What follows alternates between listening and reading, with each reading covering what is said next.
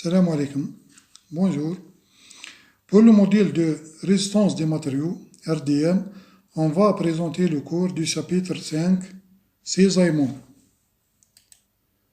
Les objectifs de ce cours, c'est définir les forces tension T, la contrainte de cisaillement tau, l'angle de glissement J, le modèle d'élasticité transversale G et la loi liant entre tau avec J. Pour la définition, on dit qu'il y a cisaillement lorsqu'une pièce est sollicitée par deux forces égales de même droite d'action mais de sens contraire qui tendent à faire glisser une partie de la pièce par rapport à l'autre partie. Donc la pièce 3 est soumise sous l'effet de la lame 1 et la lame 2. Donc les forces appliquées sont la force A13 de la lame 1 sur la pièce 3 et la force B23 de la lame 2 sur la pièce 3. Donc le vecteur force A13 est égal à moins au vecteur force 2, 3. Sous cet effet, on obtient un glissement de la surface S1 de la partie 1 de la pièce par rapport à la surface S2 de la partie 2 de la même pièce. Alors, dans cette section, l'effort tranchant T est non nul. Donc, tous les autres éléments de réduction sont nuls. On passe aux exemples de cisaillement. On a par exemple le cas de cisaillement pur où une pièce est soumise à l'effet de deux lames. Le cas de poinçonnage pour réaliser des trous dans les tôles avec un poinçon. Et le cas de rivetage où deux tôles assemblées par un rivet soumises à deux forces dans le même plan et au sens contraire.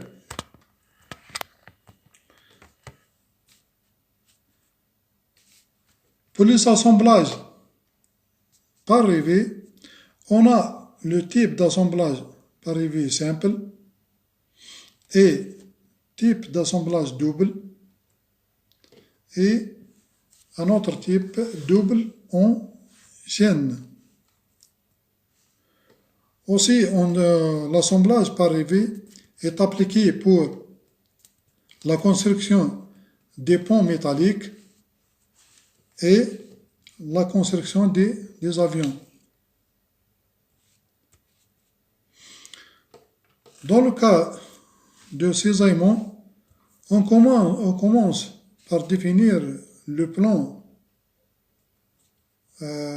ou bien les plans de cisaillement, donc définir la surface de cisaillement comme dans ce cas, deux pièces est assemblée par un boulon. Donc le plan de cisaillement est le plan intermédiaire entre les deux pièces. Donc la surface de cisaillement S1 est égale à la surface du boulon. Dans le deuxième cas, il y a deux plans de cisaillement, plan 1 et plan 2. Donc deux surfaces de cisaillement, S1 et S2, D, qui sont égaux et égales à la surface du boulon. C'est le cas du pivot ou bien articulation.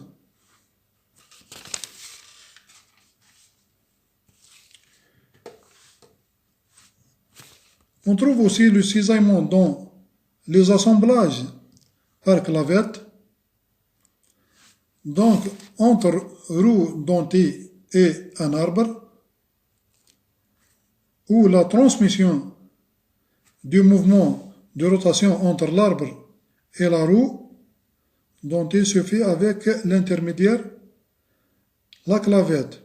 On trouve plusieurs types de clavettes, clavette parallèle, clavette inclinée, clavette tangentielle et clavette disque.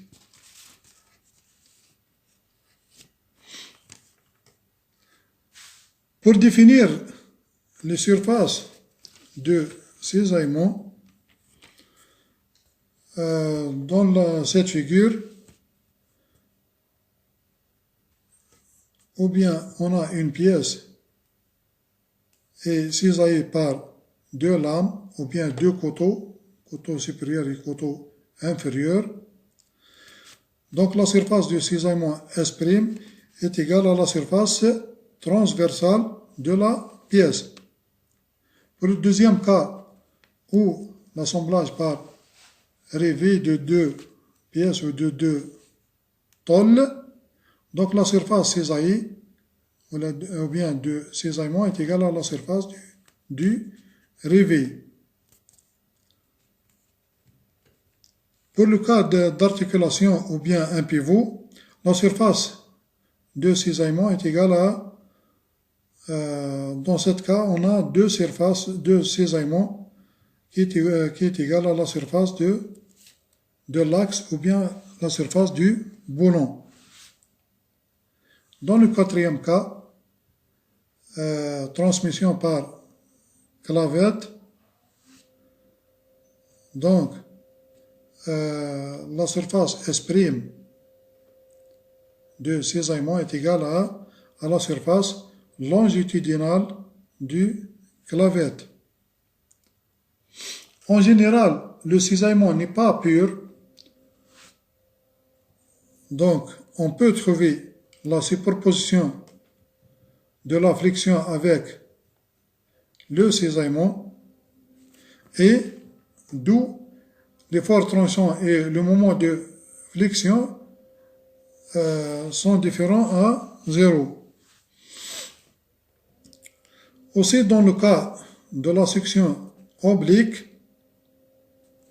on trouve la superposition du sollicitation en traction et avec le cisaillement. Donc on trouve la contrainte normale et la contrainte de cisaillement.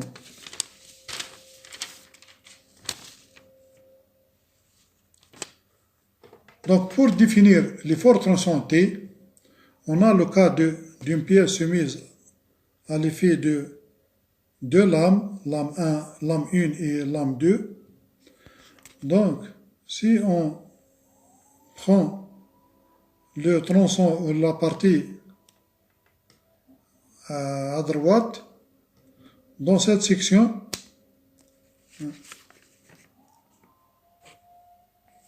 donc les actions exercées par la surface S1 de la partie 1 de la pièce 3 sur la surface S2 de la partie de l'autre partie de la même pièce. Ces actions sont schématisées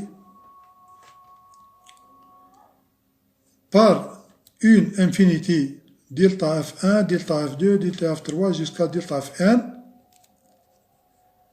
Ce sont des forces élémentaires, delta Fi, qui agissent sur des surfaces élémentaires, delta S1, delta S2, delta S3, delta jusqu'à delta Sn. Donc, delta S, c'est la somme des surfaces élémentaires delta Si, d'où l'effort, la résultante totale T, qui est égale à la somme des forces élémentaires, delta Fi, qui est égale à l'effort A1, 3. Donc T, c'est l'effort tranchant. Dans le même cas, si on prend les points M1, M2, M3 qui sont des centres de surface élémentaire delta S1, delta S2 jusqu'à delta Sn, donc on peut définir que taux 1 qui est égal à la limite lorsque delta S1 tend vers 0 de delta F1 sur delta S1, de même forme pour taux 2 jusqu'à taux n qui est égal à la limite de delta Sn qui tend vers 0 de delta Fn sur delta Sn. Donc, dans le cas de cisaillement, on suppose que toutes les contraintes tangentielles sont identiques. Donc, taux est égal à taux 1, est égal à taux 2, est égal à jusqu'à taux n. Donc, en général, le taux est égal à T sur S. D'où taux, c'est la contrainte tangentielle, et T, c'est l'effort tranchant, et S, c'est l'aire de la section droite cisaillée. Pour le calcul des constructions, on utilise le même raisonnement en traction pour la plupart des constructions. Donc, on doit vérifier la contrainte tangentielle inférieure ou égale à la contrainte admissible, qui est égale à la limite pratique en cisaillement, d'où la limite pratique en cisaillement est égale à la limite élastique en cisaillement sur le coefficient de sécurité. Donc, la contrainte admissible, qu'est-ce que c'est en mégapascal. RPJ, c'est la résistance pratique ou bien la limite pratique au glissement ou bien au cisaillement en mégapascal. REJ est la limite élastique au cisaillement en mégapascal. Et S', c'est le coefficient de sécurité. Dans d'autres ouvrages, on peut trouver le coefficient de sécurité s'exprime par S. Remarque, la limite élastique en cisaillement et la limite à la rupture par cisaillement sont des données obtenues par les essais sur les matériaux. Donc, sont des constantes. Donc, la relation entre la limite à la rupture par cisaillement est égale à la limite à la rupture en traction par 2 et la limite élastique en cisaillement est égale à peu près à la limite élastique en traction par 2. Ces lois sont applicables tant qu'on reste dans le domaine élastique. Donc,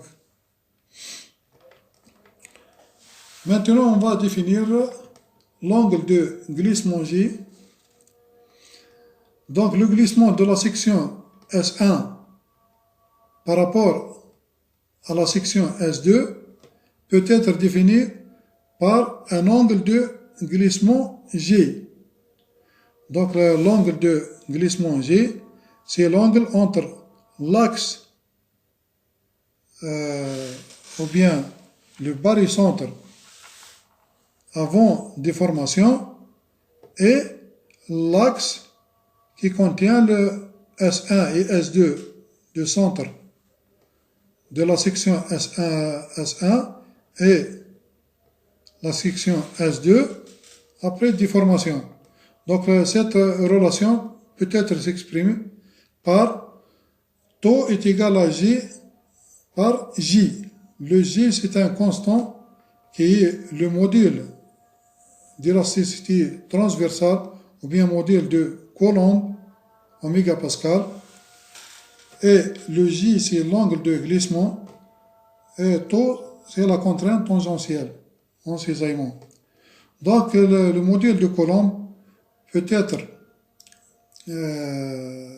on peut s'exprimer par cette relation qui est égale au module de Young, E, sur 2 fois 1 plus le coefficient de Poisson. Donc, pour les métaux, on a la relation de modèle de Coulomb. G est égal à peu près 0,4 fois le modèle de Young, E.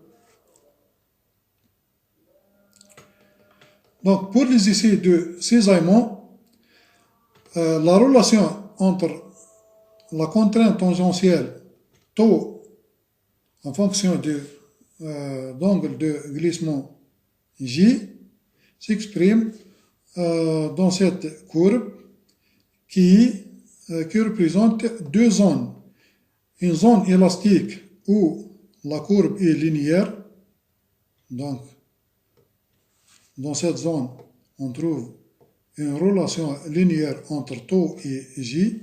Et dans la zone plastique, qui est courbée. Donc, taux est égal à J fois J. Le J, c'est le modèle de Coulomb et qui est constant, dépend de la nature du matériau. Cette relation est connue par la loi de Hooke. Donc, pour le constant J, pour les aciers, J est égal à peu près 80 770 mégapascales. Et pour l'aluminium, le J est égal à 25 960 mégapascales. Merci pour votre attention.